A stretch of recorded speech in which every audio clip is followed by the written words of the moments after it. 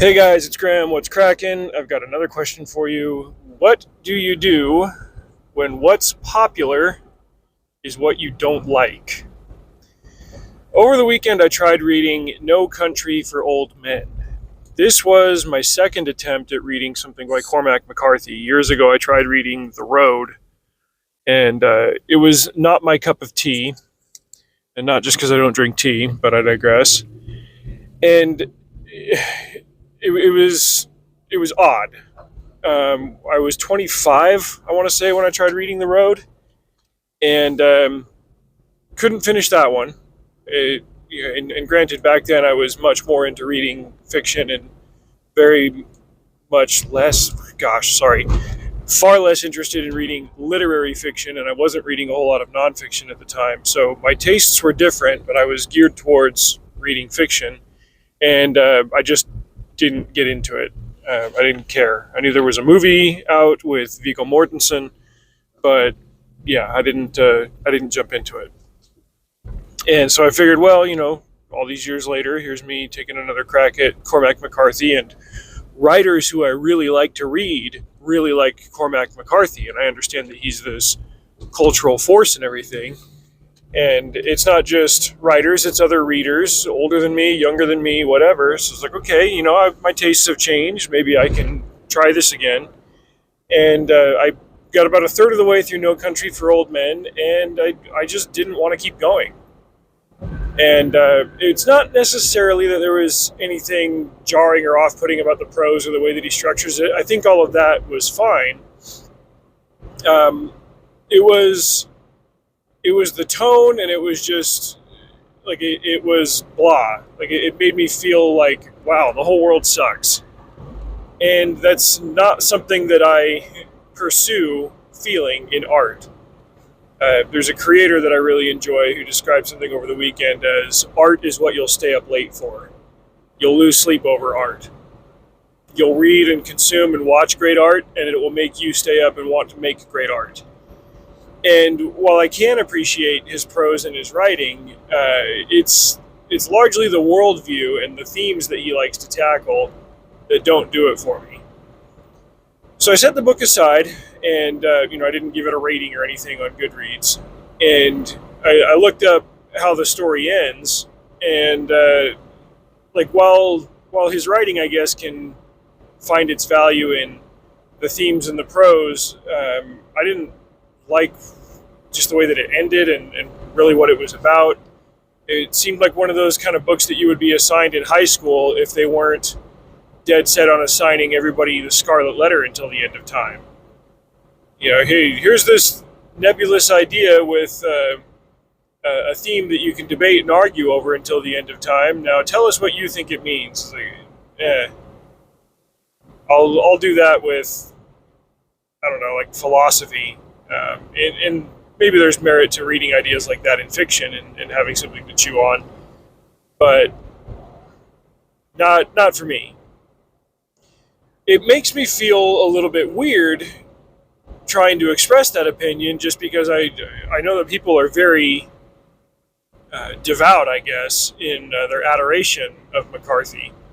And this isn't an attack on the man or whatever. I've tried his work twice and didn't like it. For years, everybody heaped praise on Neil Gaiman's work, and I got lucky in the wrong direction, where the first two books of his that I read were books that I liked, and then the next five were complete dog crap. Until I finally realized, it's not just me. His work is bad, and I don't understand what it is that people have as far as this worship complex towards him. I don't get the hype of Neil Gaiman. And after two books, I want to say I don't get the hype about Cormac McCarthy. Probably for different reasons. He definitely doesn't run the celebrity circuit the way that Neil Gaiman did, working his way into comics and screenwriting. Well, I guess he does do screenwriting. I read that No Country for Old Men was written as a screenplay, and so it was a novel before it was a screenplay, but kind of at the same time, and then they adapted it a year after it came out into the movie from 2007. So blah blah blah. all of that is intriguing to know, I guess. But it's a long roundabout way of saying, like, I'm not going to be afraid to express an opinion that I tried this thing that everybody else likes and I don't like it. I'm not going to come swinging for it. But I guess sometimes that's just the way that it's going to go.